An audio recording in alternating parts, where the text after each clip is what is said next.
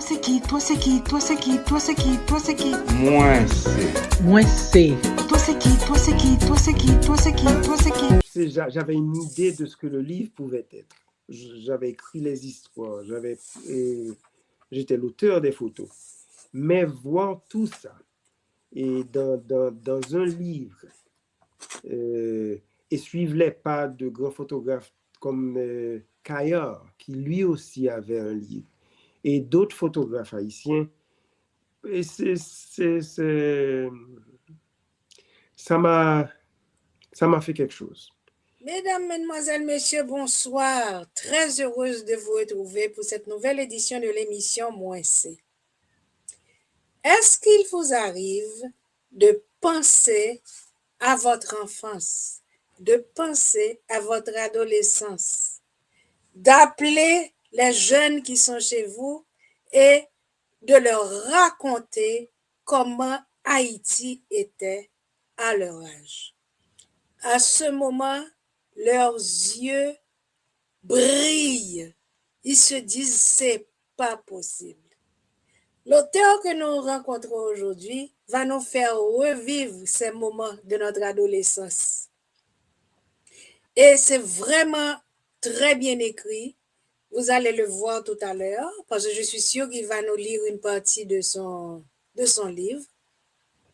N'oubliez pas de partager l'émission, de mettre un pouce levé et surtout de vous abonner.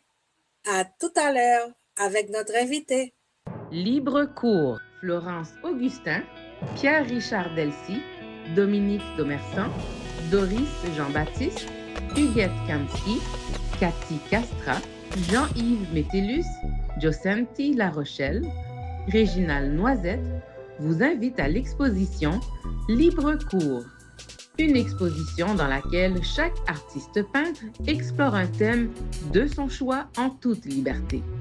Libre cours, vernissage jeudi 27 août de 18h à 20h, exposition vendredi 28 et samedi 29 août de 17h à 20h, dimanche 30 août 2026 de 11h à 17h.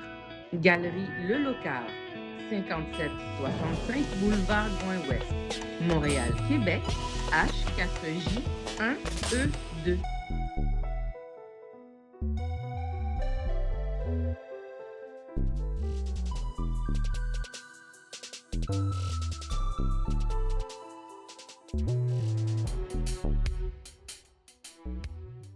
Bonsoir, notre invité. Alors, qui mounouye? Moi, c'est Ronald Joseph, natif natal, fait Port-au-Prince, élevé Port-au-Prince à l'école Canada. C'est là que nous rencontrons, Florence. Et c'est un plaisir d'être avec toi. C'est gentil, plaisir partagé. Avant de commencer notre conversation, Ronald, je vais te donner le proverbe que nous a préparé Berman Fleury. Femme c'est cajou. Proverbe haïtien, sagesse ak richesse. Les femmes sont comme la cajou. Proverbe haïtien, sagesse et richesse avec Bergman Fleury. Distribution www.sidika.com.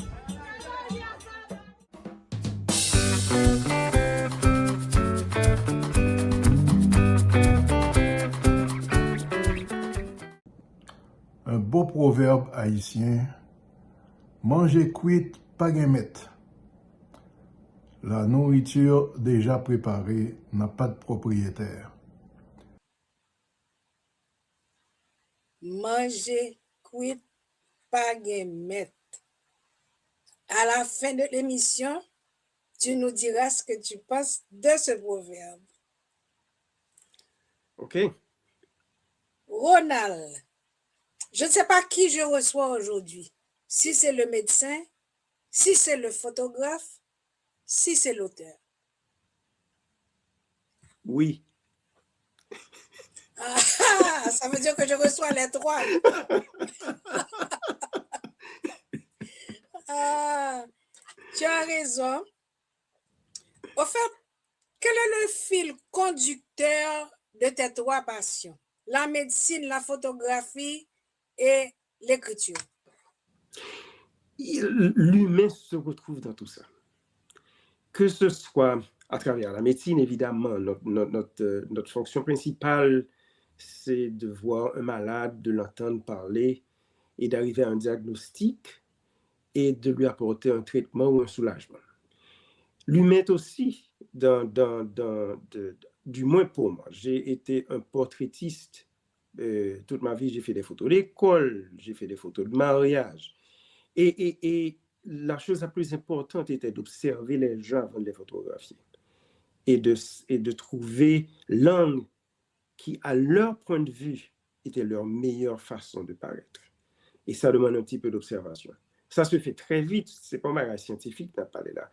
Mais avec l'habitude, ça devient comme un réflexe. C'est encore une autre façon d'étudier l'humain. Maintenant, écrire, c'est la même chose. C'est communiquer toute cette expérience, communiquer ce rire, communiquer. Au fait, pour moi, c'est une façon d'apporter un sourire à mes lecteurs. Je ne raconte rien de sérieux, ce n'est pas quelque chose qu'ils vont retrouver dans les examens de baccalauréat, mais c'est quelque chose qu'ils voudront peut-être raconter à leurs amis, parce qu'ils vont se retrouver aussi dans cette histoire. Je parle de l'Haïti où j'ai grandi, je parle de l'Haïti où j'ai travaillé, des hôpitaux, des provinces en Haïti, et je parle de l'expérience de la diaspora aussi. J'ai passé une bonne partie de ma vie à Miami, j'ai dû recommencer à zéro pratiquement avec de nouveaux amis, de nouvelles habitudes. Et donc, une expérience on ne peut plus intéressante. Alors, avant de commencer avec l'écriture, dis-nous, qu'est-ce qui t'a poussé à commencer avec la photographie? Je ne connais aucune époque de ma vie où je n'étais pas intéressé à la photographie. Nous avions un ami de famille qui venait nous visiter le dimanche et qui s'amenait avec une caméra particulière, et c'est un Rolleiflex. C'est le genre de caméra avec deux lentilles où il fallait regarder l'image d'en haut. Non pas amener la caméra au niveau de son œil, mais voir la caméra et l'image d'en haut. Et ça m'avait toujours fasciné. Et je me souviens même de son nom, c'est Maître Antoine Guerrier, c'est lui qui était le directeur du collège classique d'Haïti, un bon ami de la famille. Et ça m'est resté.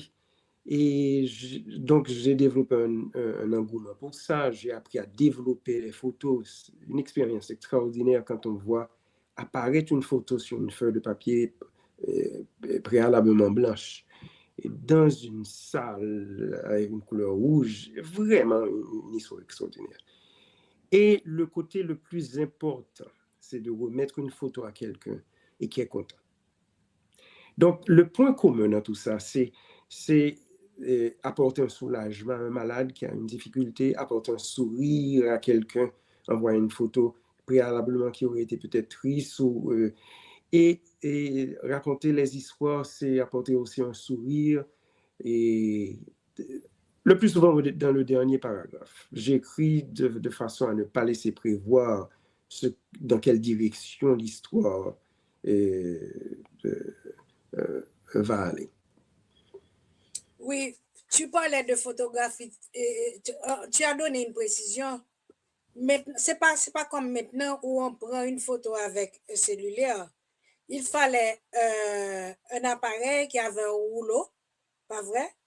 Oui. Une pellicule qu'on allait développer. Donc, je te laisse en tant que photographe, je te laisse le soin d'expliquer ça aux jeunes internautes qui ne connaissaient pas cette technique. C'est en quelque sorte, comment je dirais, c'est un entraînement pour l'enfer et le paradis en même temps. Parce que et de la prise de vue, et qui est elle-même un moment anxieux, parce que le film coûtait au moins 3 ou 5 $. C'est une fortune. Et nous avions des rouleaux de 20 poses, des rouleaux de 36 poses. On utilise un appareil de 35 mm, des rouleaux de 12 poses pour un appareil 120. Il fallait aller le faire développer dans quelques laboratoires. Et l'anxiété de savoir si la photo était, comme on dit, sortie, la photo a été sortie ou bien pas sortie.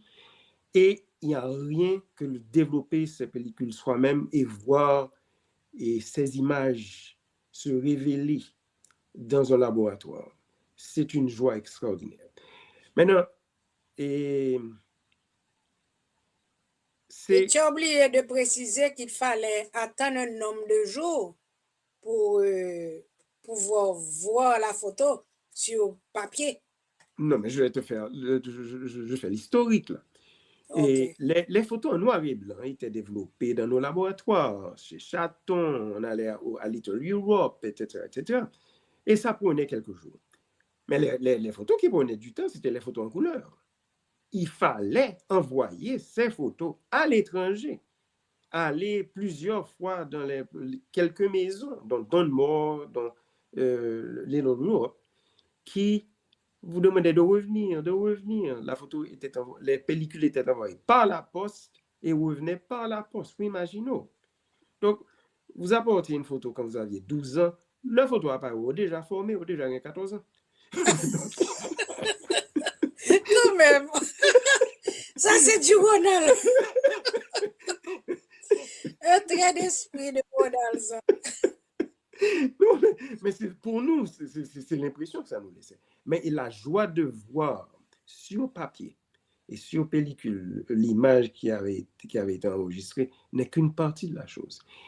L'expérience était tellement unique que remettre cette photo à la personne qui avait été photographiée et voir sa joie et sa surprise, c'est un plaisir indescriptible. Et c'est de là que ça m'a aidé à évoluer. J'ai fait des photos comme amateur, comme jeune enfant, et c'est de là que j'ai évolué vers le côté professionnel, avec les photos d'école, les photos de mariage. Quel sujet aimais-tu capter davantage? Parce que moi, je t'ai connu au Collège canado-haïtien, prenant la photo des classes, ok? Mais quel sujet aimais-tu le plus photographier en dehors du Collège canado-haïtien? Tu les veux par ordre alphabétique ou par ordre d'intérêt? Comme tu veux. Mets-toi à l'aise. J'ai plusieurs affections. Je dirais à prime abord, j'ai vécu en Haïti, à Port-au-Prince, j'ai vu tellement de belles filles que ce serait un péché mortel de ne pas dire, from the get-go, pour moi, photographier une belle personne et immortaliser ce sourire qui dit tant de choses sans rien dire, il n'y a pas comme ça. Et je me suis fait beaucoup d'amis, beaucoup de connaissances, et nous parlons jusqu'à présent. Donc, enregistrer ce côté de l'âme humaine, où la joie transparaît, a toujours été un moment fantastique pour moi. J'ai aussi beaucoup aimé, j'aime encore les détails, j'aime la texture, un mur visiblement torturé, qui a entendu beaucoup de conversations que ce mur ça m'avait enregistré et sans nous laisser savoir ce que ces conversations furent. Pour moi, ça me fascine. Et les enfants, ils bougent. Ils ont des expressions qu'on n'a jamais vues. Et ce sont ces petites choses. Je ne suis pas un photographe dans le sens professionnel du terme. Je suis impressionné par les lignes, les textures, les visages qui disent plus que toute autre chose. Et sans mots. Donc, c'est ce qui m'a toujours attiré. Et il y a des scènes qu'on ne peut pas ignorer. Et si je vois un anoli, c'est une belle photo. Si je vois un chat, c'est une belle photo. Si je vois un chat qui mange un anoli, ça, c'est l'autre dimension. Mais là, tu fais déjà appel à ton côté auteur et écriture quand tu parles de ça. Qu'est-ce qui t'a poussé à lancer de l'écriture? Au Canada, et dans un milieu, tu te souviens d'Haïti, structuré avec toutes ces contraintes sociales, toutes les stratifications que nous connaissions, dans ma classe, le plus populaire d'entre nous n'était pas le plus intelligent, n'était pas le plus beau, n'était pas le plus riche, c'est celui qui racontait les meilleures histoires. Donc, pas contre pour l'autre classe, mais pour nous, on se réunissait pendant nous avions hâte de nous retrouver après le goûter, après le... Quand je dis le goûter, c'est un mot sophistiqué pour dire les quelques miettes de pain que nos parents avaient mis dans nos sacs. Nous étions pressés de nous rencontrer sur la cour de l'école et de nous raconter les dernières histoires que nous avions entendues. Et ce n'était entendu ou vécu. Et le plus souvent, c'était ce n'était pas vraiment l'essence de l'histoire. C'est la façon dont ces messieurs racontaient ces choses. Fabuliste, extraordinaire. Donc, ceci m'est resté.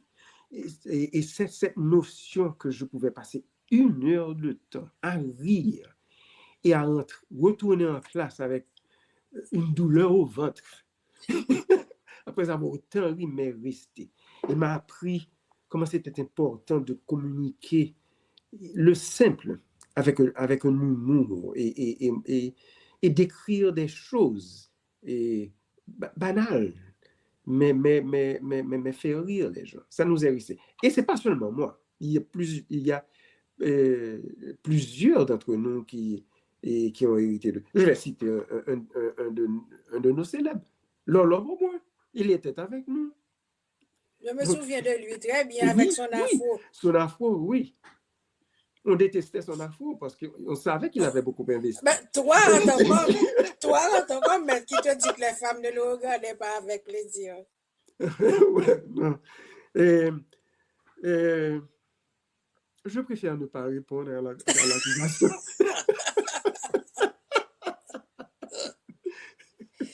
Ou bien vous détestiez la coiffure parce que ça intéressait trop les femmes que vous regardiez? Mais cette coiffure coûtait une fortune. Ça prenait un temps fou. Quoi qui était les afro-chines, Florence? Je me souviens très bien. Non, mais c'est ça mais c'est encore un vestige, c'est un précurseur de l'influence américaine sur notre société. Oui. Donc, c'est quand même un moment intéressant. Mais l'écriture, là, c'est un rêve que tu portais depuis longtemps dans ton cœur? Il y a un jeune homme dont tu te souviendras probablement, Nemours Damas. Nemours Damas a créé, à un certain moment, un club de correspondance où nous écrivions, membres de différentes écoles, sans nous connaître. Donc, les noms étaient publiés avec un pseudonyme, donc nous ne savions pas à qui nous écrivions. Évidemment, les hommes écrivaient aux femmes et vice-versa. Donc, et il fallait préparer les lettres qui laissaient l'école le lundi matin. Donc, on a étudié, bah, sérieux, son fille a écrit, dans mon cas. et pourtant, il fallait attendre une semaine. S'il répond, il répond, il ne va pas répondre. Mais la chose qu'il fallait éviter à tout prix, c'est de faire des fautes. Ah oui. Oui, parce que quand je fais un devoir et j'oublie d'ajouter le deuxième S dans tout ça, c'est mon professeur d'histoire qui voit la faute seulement.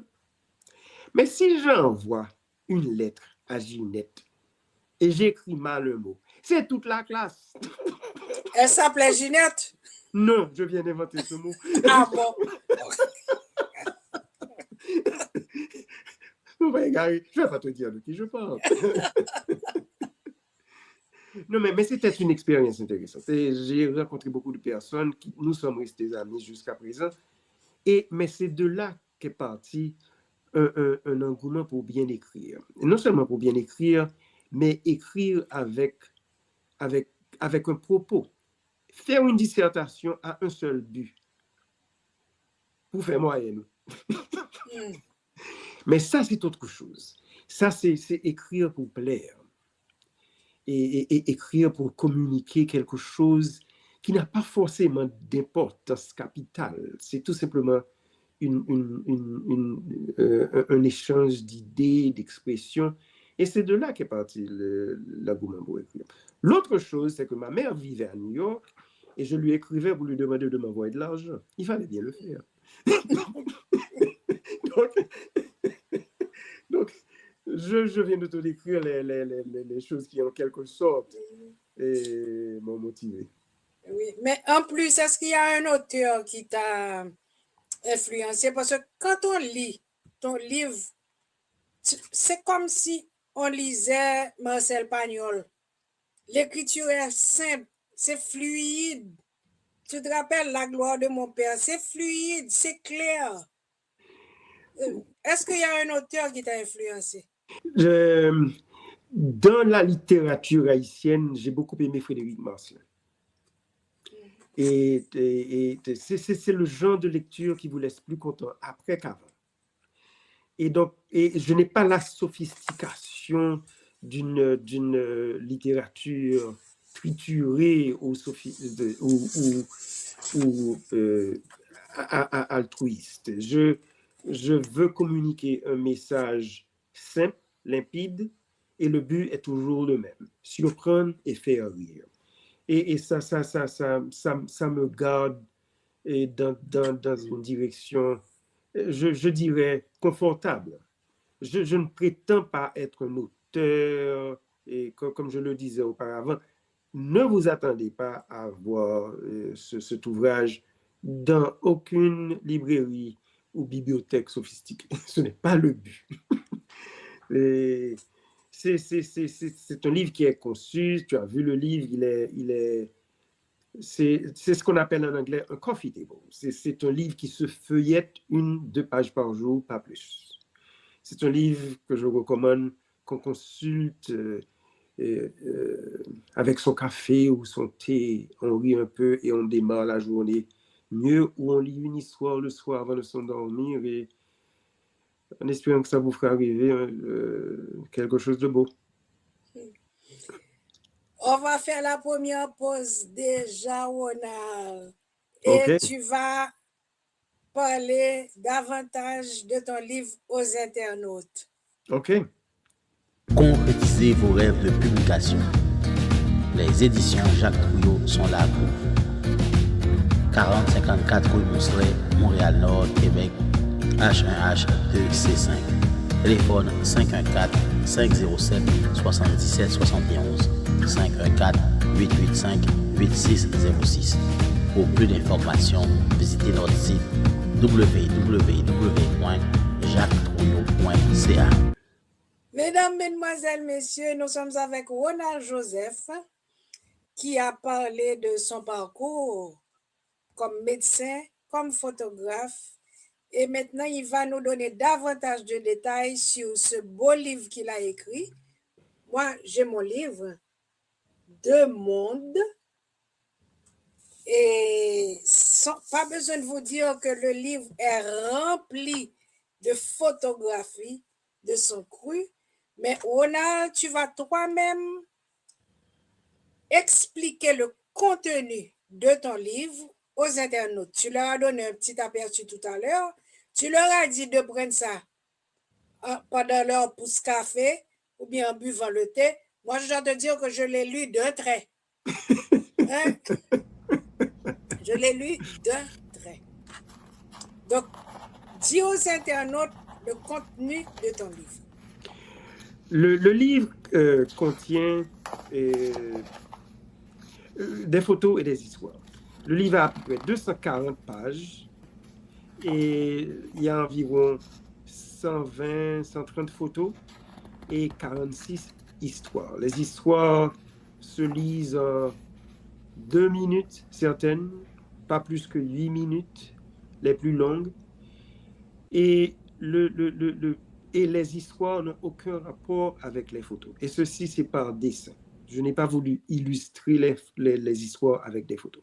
J'ai préféré choisir dans ma collection des photos qui montraient un peu mon intérêt en photographie. Donc, pour parler des histoires avant, le livre est divisé en 3 parties.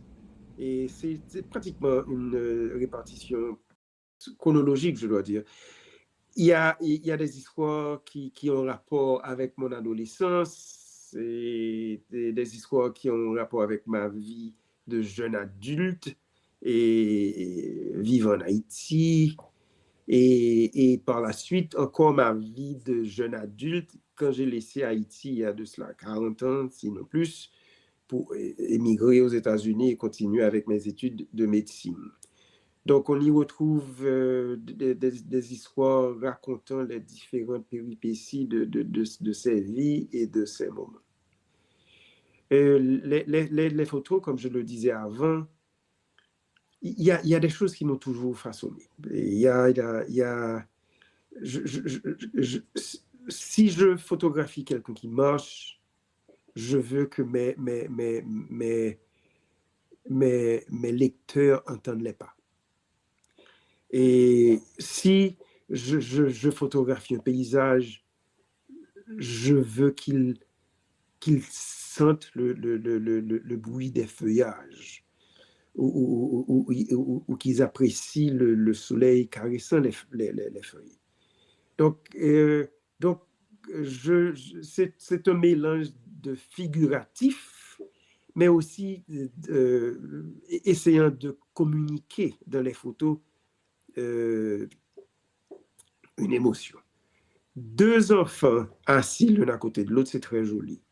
Mais 2 enfants qui se parlent et qui se couvrent les lèvres et qui se chuchotent quelque chose à l'oreille, c'est autre chose. Tu devines quelle photo m'intéresserait. Donc, à quel moment as-tu compris que ces histoires méritaient d'être partagées? Tard, je dirais, j'ai commencé à publier des histoires sur Facebook. Et ce sont mes amis de Facebook qui m'ont dit, et tu devrais en faire un livre. À ce stade de la conversation, je dois citer en particulier Ghislaine Raucourt, Dib. Elle a lu quelques-unes des histoires et c'est elle une des premières personnes qui m'a suggéré d'en faire un livre. Et non seulement elle me l'a suggéré, Ghislaine va parler métaté. Elle m'a aidé à faire le livre. Une présence capitale. J'ai eu d'autres amis, dont Gina Dodard, la femme de Franck Etienne, m'a beaucoup aidé à revu les textes. Elle a même invité Franck à revoir ses textes. Il m'a envoyé un commentaire très élogieux. C'est ce que j'ai utilisé dans la première page du livre. Je ne savais même pas qu'il avait lu quelques-uns de ces textes. Donc, au fait, c'est mon nom qui paraît sur la couverture, mais c'est une œuvre qui regroupe les talents d'une multiplicité d'amis et d'Haïtiens, je dirais.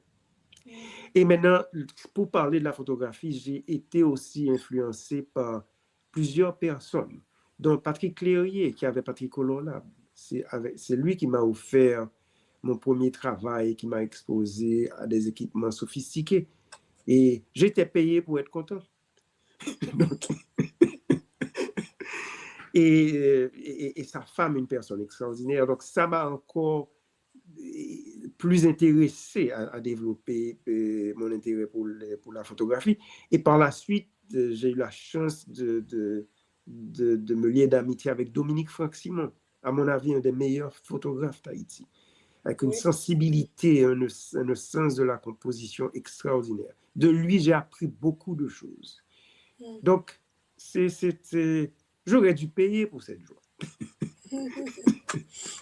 Mais tu parles beaucoup plus des photographies que des histoires elles-mêmes. Est-ce que tu pourrais nous lire une histoire?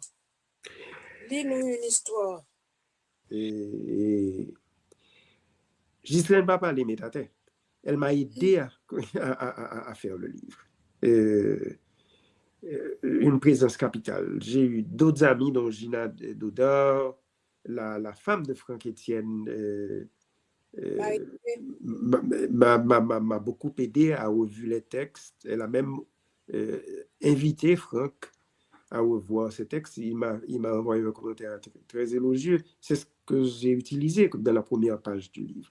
Je ne savais même pas qu'il avait lu quelques-uns de ces textes. Donc, au fait, c'est mon nom qui paraît sur la couverture, mais c'est une œuvre qui regroupe les talents d'une multiplicité d'amis et d'Haïtiens, je dirais.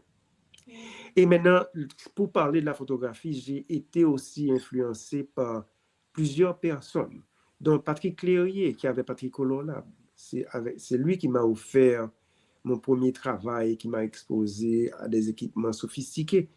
Et j'étais payé pour être content. Donc, et sa femme, une personne extraordinaire. Donc, ça m'a encore plus intéressé à développer mon intérêt pour la photographie. Et par la suite, j'ai eu la chance de me lier d'amitié avec Dominique Franck-Simon, à mon avis, un des meilleurs photographes d'Haïti, avec une sensibilité, un sens de la composition extraordinaire. De lui, j'ai appris beaucoup de choses. Donc, j'aurais dû payer pour cette joie.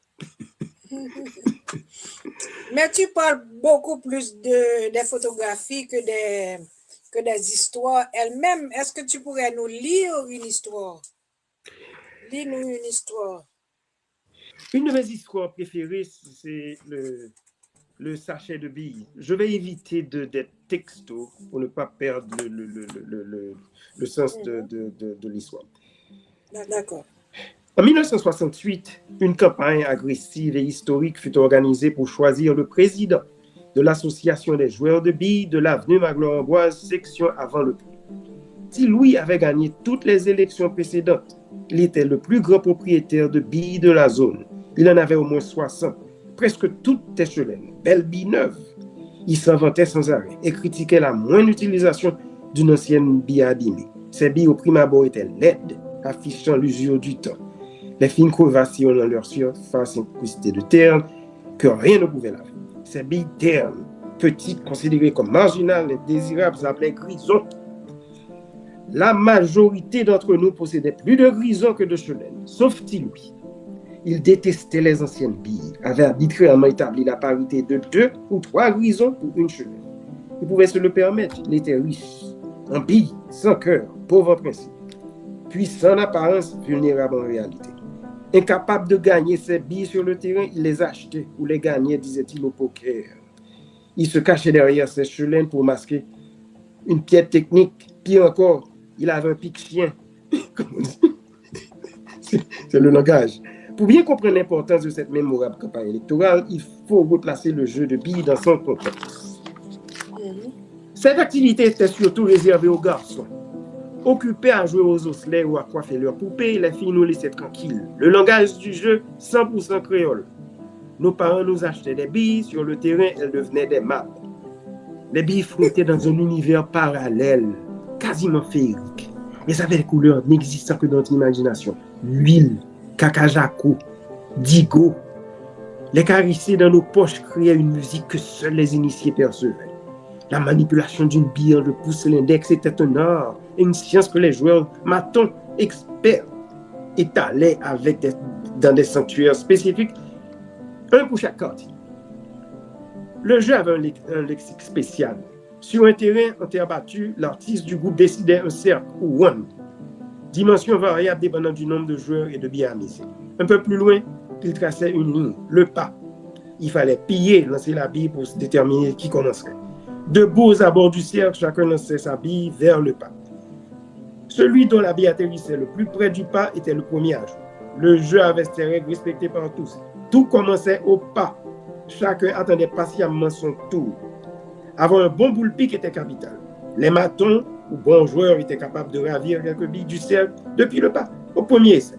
Et prudents espéraient aboutir autour du cercle, augmentant leur chance de gagner une bille au prochain tour. Ils se plaçaient dans un petit trou près du cercle au risque d'être délogés par un maton. Les concobes, les crétins, souvent voyaient leur boule pique atterrir dans le cercle, mouraient des pieds au pas. Cataclysme vous garantissant la perte de vos billes misées dans le cercle et l'exclusion automatique du jeu. C'est la spécialité de Tiloui, même quand il utilisait un bica ou une bille en fer. Grâce à lui, Cocob entra aussi dans notre vernaculaire pour désigner un individu non brillant, synonyme de crétin. Quand un tournoi entre la Ruelle Camo et notre quartier fut annoncé, il devint évident que Tiloui, Cocob certifié, ne pouvait pas nous représenter. Les as de la Ruelle Camo, dont Gary Perry et Pierrot Fonfan, avaient une réputation dépassant les limites de leur quartier. Ces vantards racontaient que leur mets préféré était un sandwich de Cocob. Tiloui refusa de démissionner. Il fallait recourir à des élections pour mettre fin à son règne. Tiloui l'arrogant se croyait invincible. Il avait toujours occupé le poste, il possédait un grand nombre de chelènes et un chien, un berger allemand, qui effrayait tous les enfants du quartier. Il ne s'embarrassa même pas de faire campagne. Sa victoire était assurée, d'autant plus que le seul concurrent osant se présenter contre lui fut Wowo, un petit freluquet sans expérience dont les mecs avoirs étaient constitués exclusivement de grisons.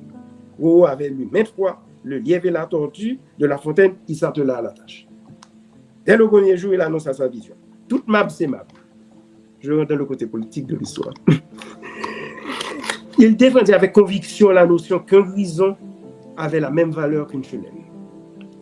Tout en reconnaissant la beauté d'une luisante chelène, il insista sur le fait que la texture des grisons était aussi importante, reflétant leur histoire et leur endurance. D'un trait, il avait minimisé la fortune de Tiloui et acquis le soutien des grands propriétaires de grisons. Il promit d'imposer la règle pointe placée ou l'interdiction de se positionner autour du cercle à l'affût d'un gain facile. Deuxième étape, diaboliser l'adversaire. Wowo concocta un slogan attaquant le statut social ainsi que l'intégrité de Tiloui. D'où viennent les billes de Tiloui? De ses parents, possible, il venait d'une des familles les moins pauvres du quartier. Pour sûr, il n'était pas né, tous certifiés raseurs. Son honnêteté douteuse. Ener, le coiffeur du quartier, l'accusa un jour d'avoir escamoté quelques billes de la boîte du jeu de checkers. Dernière étape, contrôler la logistique des élections. Wowo proposa le salon du coiffeur comme terrain neutre. Tiloui accepta. Erreur incompréhensible. Il aurait dû savoir qu'Edner ne l'aimait pas. Le jour des élections, un samedi après-midi, bravant une légère farinade, tous les votants se réunirent chez le coiffeur. Edner, le propriétaire, demanda à Tiloui de laisser son chien mouillé au dehors. Le candidat venait subitement de perdre son instrument d'intimidation et la capacité d'effrayer les autres enfants. Au décompte des votes anonymes enregistrés sur de petits morceaux de papier pliés en accordéon, un résultat surprenant fut annoncé. Tiloui, 1 voix, Wowo 7 voix, abstention 2 voix. Tiloui fut le seul à voter pour lui. Les 2 abstentions venaient probablement des précautionneux, prudents, toujours optant pour le choix facile. 7 d'entre nous avaient compris que l'ère des grisons était enfin arrivée. Le tournoi avec la Ruelle Camo ne se concrétisa pas. Il n'avait d'ailleurs jamais existé. C'était une pure invention de Wowo pour forcer la tenue des élections. Il y aura un jour une autre élection pour la grande maison à côté du Nupana. Juste en face du Nègre Marron. Il y aura d'autres Tiloui. Il faudra questionner la source de leurs billes. Ce sont les vrais propriétaires de ces billes qui nous dirigeront à travers leur doublure. Il y aura d'autres chiens, ils auront d'autres noms, comme gang, milice, fanatiques, mais la même fonction, intimider la société. Les matons, experts du quartier, doivent s'organiser pour arrêter ce carrousel de cocob. Nos vaillantes femmes ont passé l'âge de jouer à la poupée. Elles participent. Point placé.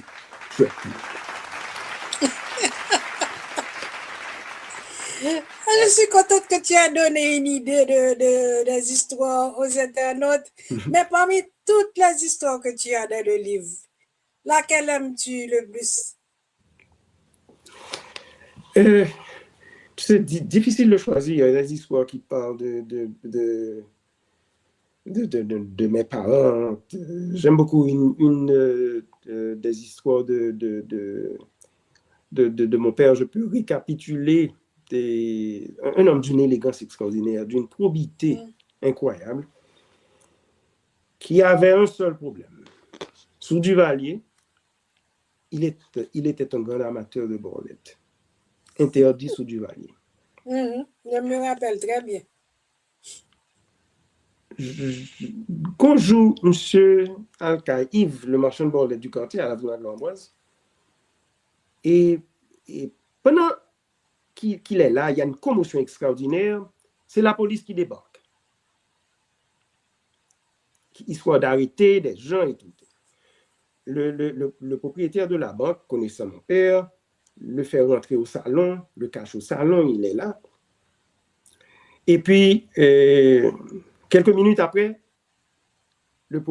Yves, le propriétaire, s'amène avec les tontons Macoute qui l'accompagnent.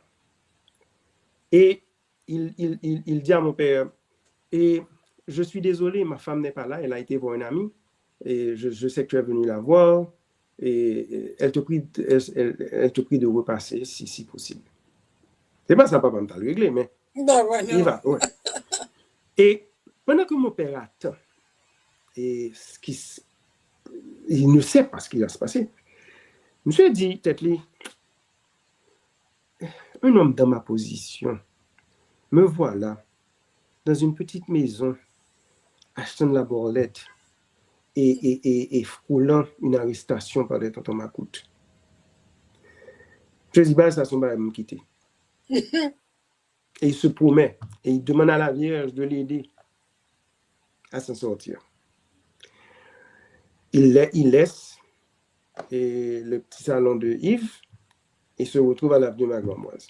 À peine, monsieur, pour traverser la rue, monsieur entend un bruit machine, frappé, un chien qui aboie. C'était un accident qui venait de se passer.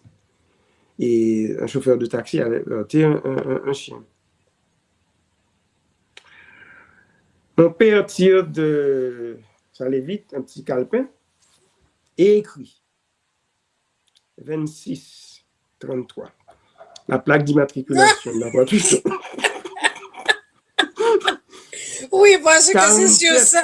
C'est sur la maison en face. C'est un numéro à la bordelette. La maison en face.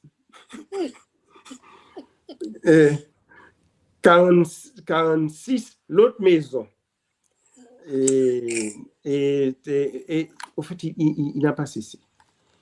Et maintenant, pour les besoins de l'histoire, on retrouva à son chevet un tchala ouvert. Oui. Rappelle aux internautes ce que c'est que le tchala. Un tchala, c'est un livre c'est un livre d'interprétation de songes. Vous rêvez de quelque chose, vous avez rêvé d'une marmite, il y a un numéro qui va avec la marmite. Vous rêvez d'une voiture, etc., etc. Et il avait une page, et dans cette page figuraient 2 numéros, 22 et 57. Une fois de plus, donc avait perdu. Faut rappeler aux internautes, aux jeunes surtout, que 22, c'était le chiffre de prédilection de François Duvalier, et 57, l'année de son... L'avènement au pouvoir. Oui, c'est ça. Donc, quand même, est-ce que tu as eu des difficultés pour l'écriture? J'ai eu la chance de travailler avec d'autres personnes qui m'ont empêché de faire des erreurs magistrales. Et avec, comme je disais, Marie-André, et Ghislaine et Roku, et la sœur de Ghislaine nous a beaucoup aidé aussi pour la pagination. Et donc, ce livre est en réalité une combinaison de différentes personnes.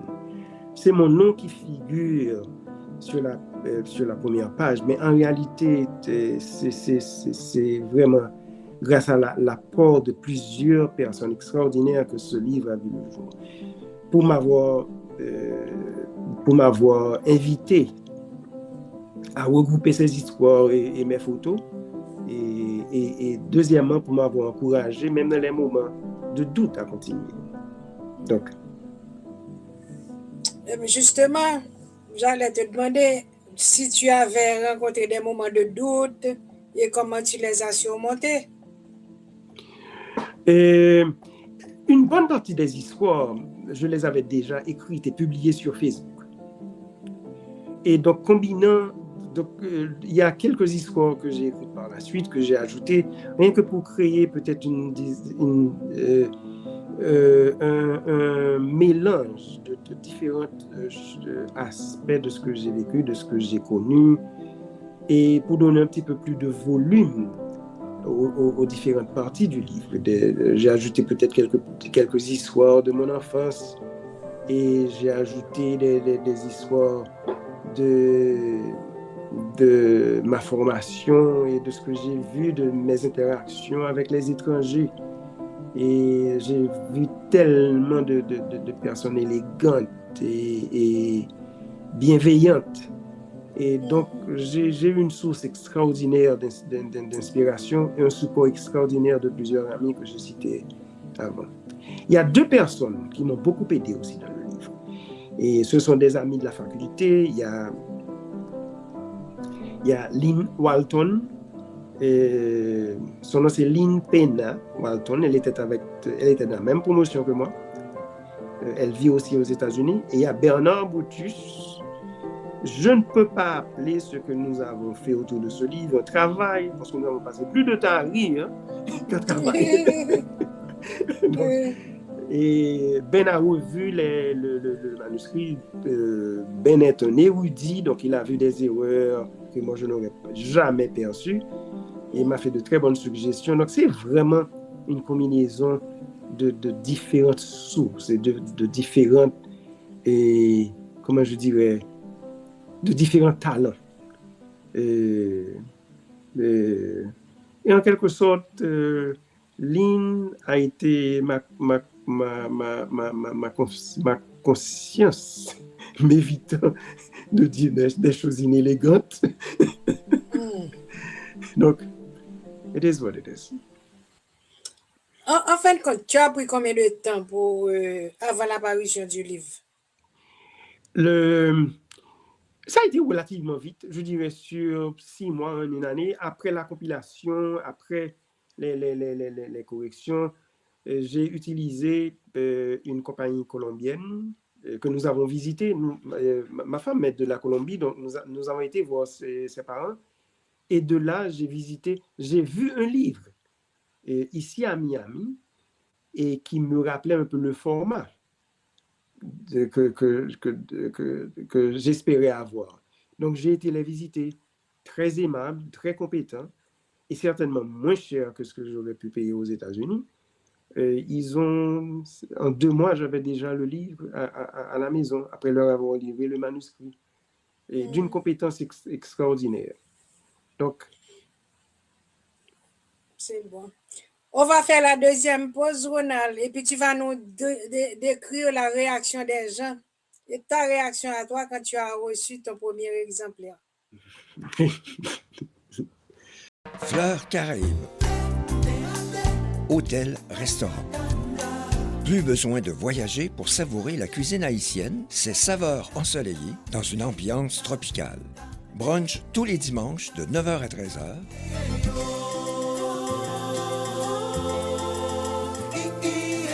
Salle disponible pour vos événements et réunions d'affaires. Fleurs Caraïbes est une expérience à vivre à Saint-Alexandre. Bon bagaille. Mesdames, Mesdemoiselles, Messieurs, nous sommes avec Ronald Joseph qui nous parle de son livre Deux mondes. Vous avez vu les illustrations, il nous a lu une belle histoire sur les billes qu'on appelle mab en créole. Maintenant, Ronald, tu vas décrire aux internautes ta réaction quand tu as reçu ton premier exemplaire.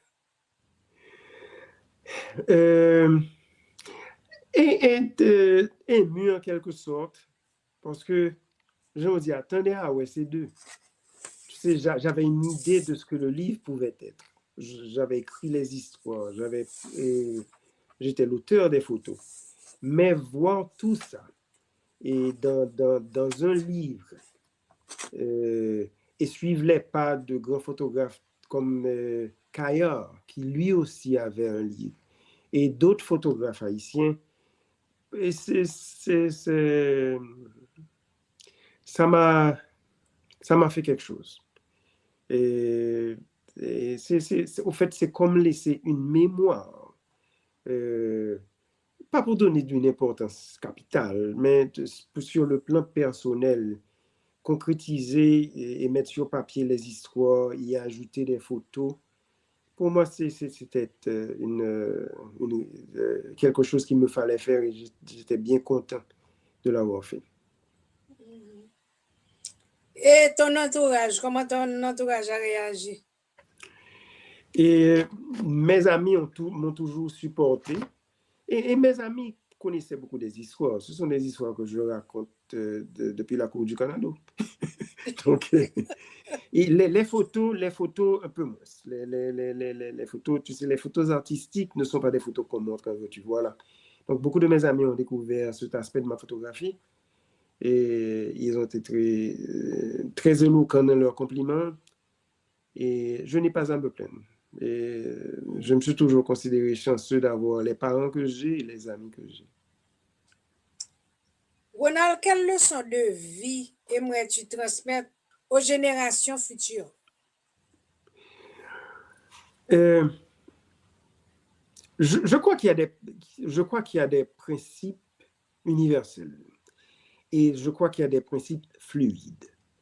En ce sens que on ne peut pas espérer qu'un jeune homme de 20 ans, ces jours-ci, va suivre les mêmes chemins que ma génération, la génération qui m'a suivi immédiatement. Et il faut comprendre aussi que ces enfants ont des connaissances que nous n'avions pas, que ces enfants ont des soucis que nous n'avions pas. Mais ils ont aussi une fluidité dans la compréhension de leur immédiat que nous n'avions pas parce que nous n'avions pas autant d'accès à l'information. Et ce qui manque des fois, c'est ce qu'ils font de ces informations. Ce qui manque des fois, c'est l'éloignement de leur communauté. C'est confondre les amis en ligne et les amis avec qui on pleure. C'est les amis avec qui on rit. Il n'y a rien qui puisse remplacer raconter une histoire à 5 amis et les voir se tordre de rire, se tenant le ventre. Ceci ne peut pas se recréer en ligne. Et bah, il y a les pieds à faire, il n'y a pas jamais la nuit. Donc, ce n'est pas pour critiquer, c'est tout simplement pour faire une étude comparative des circonstances différentes. Ils ne se souviendront peut-être pas de l'histoire qui a été contée, mais se souviendront de Jean-Pierre qui a basculé de sa chaise, trop intéressé à rire. Mais font là pour elle. Et c'est ça qui devient l'histoire, et non pas l'histoire qui a été racontée. Oui. Donc, mais je crois que je vois beaucoup de mes amis se plaindre de la différence entre nos enfants et nous. Mais c'est l'histoire du monde. J'ai été différent de mon père, mes enfants sont différents de moi. J'ai hâte de voir leurs enfants être différents d'eux aussi. Ils comprendront mieux. Ça va pas être exposé. On attaque le proverbe, manger cuit, pas guémet. Manger cuit, pas guémet. Mabdou, ça me passait. Et ensuite, je vais faire un commentaire. Et une fois le produit créé, ceux qui deviennent les propriétaires n'ont rien à voir avec ceux qui ont construit le produit. C'est comme ça que je comprends le proverbe. Tu me corriges. Nous allons entendre ce que Berman Fleury nous dit. D'accord.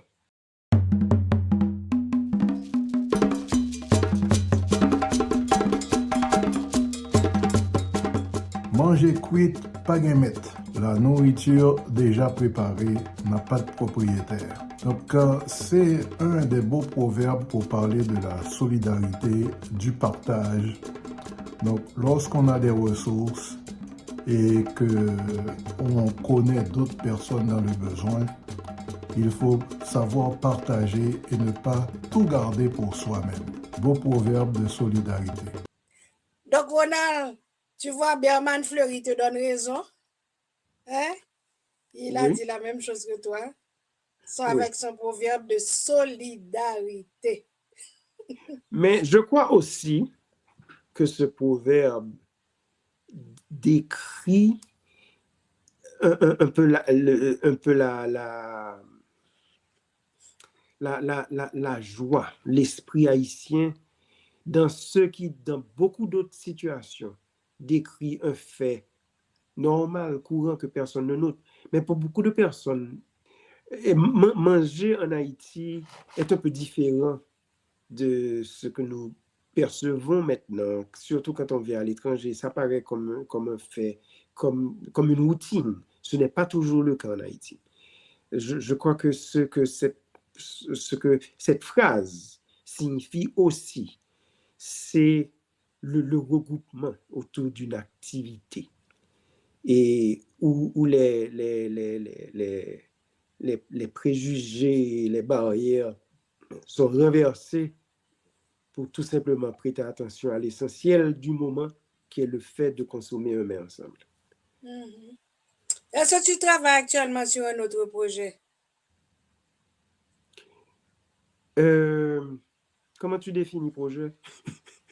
Un autre livre, à moins que tu aies quelque chose d'autre sur la photographie? Non, j'envisage d'avoir une exposition de photos. Ce que je vais dire peut paraître, comment je dirais, pompeux et insolent, mais j'ai cette hantise de présenter à la communauté qui nous entoure, non haïtienne, un aspect d'Haïti qu'ils ne connaissent pas, sans pompe, sans fréquencité. Et je veux montrer, et je ne parle pas de photos d'Haïti, je veux montrer le travail d'un photographe haïtien qui voit la beauté exactement comme eux, qui célèbre des choses que peut-être eux, ils n'ont pas vues, ou peut-être des choses qu'ils ont vues sans les enregistrer. Au fait, ce que j'essaie de dire, c'est j'espère créer une exposition qui donnera une perception au moins un peu différente de cette perception qui circule autour de la communauté haïtienne. Donc, c'est très beau. Je trouve que c'est un beau projet. Et si quelqu'un veut se procurer le livre, où est-ce qu'on peut l'acheter? Il y a des livres à la librairie La Pléiade et à la librairie Astérix à Port-au-Prince. J'ai aussi des livres à la librairie Mapou. Et je lésine avec la publication sur Amazon. Donc, le livre est sur Amazon, mais je n'ai pas encore envoyé les ouvrages. Donc, je comprends. Oui. Et on peut t'écrire par email pour l'avoir oui, aussi? J'ai pu envoyer... les gens m'ont contacté par email, rojo1804@aol.com.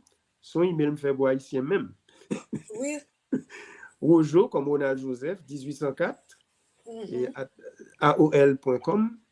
Et ils peuvent me contacter avec leur adresse, je leur donne les modalités de paiement et je leur envoie le livre. Je l'ai fait déjà, je le fais régulièrement. Magnifique. Eh bien, l'émission Moi, c'est te remercie pour ce plongeon que tu nous as fait faire dans le passé. Et puis, on te souhaite du succès pour ton nouveau projet.